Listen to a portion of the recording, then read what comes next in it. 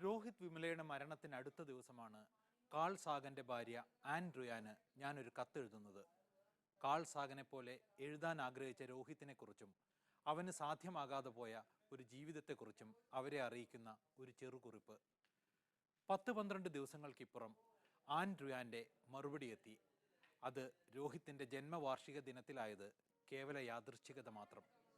രോഹിത്തിന് ഇപ്പോൾ കിട്ടിക്കൊണ്ടിരിക്കുന്ന ശ്രദ്ധ ഇത്തരം ജീവിത കഥകളുടെ തുടർച്ചയായ ആവർത്തനങ്ങൾക്ക് വിരാമമിടാൻ സഹായിക്കട്ടെ എന്ന പ്രതീക്ഷയാണ് ആൻ റുയാൻ പ്രകടിപ്പിക്കുന്നത്. കാൾ സാഗനോടൊപ്പം നിരവധി ശാസ്ത്രകൃതികളുടെയും കോസ്മോസ് അടക്കമുള്ള ടെലിവിഷൻ ചിത്രങ്ങളുടെയും സഹസൃഷ്ടാവാണ് ആൻ റുയാൻ. ആൻ റുയാൻ്റെ കത്തിനെ ഇങ്ങനെ പരിഭാഷപ്പെടുത്താം: പ്രിയപ്പെട്ട രാജീവ്, രോഹിത് വിമലയെക്കുറിച്ചും ആ മരണത്തെക്കുറിച്ചും എന്നെ എഴുതി അറിയിച്ചതിന് നന്ദി.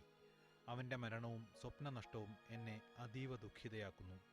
നമ്മുടെ ജീവിത സംസ്കാരത്തോടുള്ള ഐക്യപ്പെടലിന് നൽകേണ്ടി വരുന്ന യഥാർത്ഥ വില എന്താണെന്നതിൻ്റെ വ്യക്തമായ ചിത്രമാണ് രോഹിത്തിൻ്റെ ആത്മഹത്യാക്കുറിപ്പ് നൽകുന്നത്. നമ്മുടെ മുൻവിധികൾ കൊണ്ട് നഷ്ടമായ സാധ്യതകളും നൂതനത്വങ്ങളും തിട്ടപ്പെടുത്താനാവുമെങ്കിൽ അതിൻ്റെ വലുപ്പം നമ്മെ ഞെട്ടിപ്പിക്കുമെന്നുറപ്പാണ്. നിങ്ങൾ പറയൂ, രോഹിത്തിന് ഇപ്പോൾ കിട്ടിക്കൊണ്ടിരിക്കുന്ന ശ്രദ്ധ ഇത്തരം ജീവിത കഥകളുടെ തുടർച്ചയായ ആവർത്തനങ്ങൾക്ക് വിരാമമിടാൻ സഹായിക്കുമോ? സഹനങ്ങളുടെയും നഷ്ടപ്രതിഭകളുടെയും ഹൃദയഭേദകമായ ഉദാഹരണങ്ങൾക്കിടയിലും എന്തെങ്കിലും തരത്തിലുള്ള പ്രതീക്ഷകൾ കാണാനാണ് എനിക്കിഷ്ടം.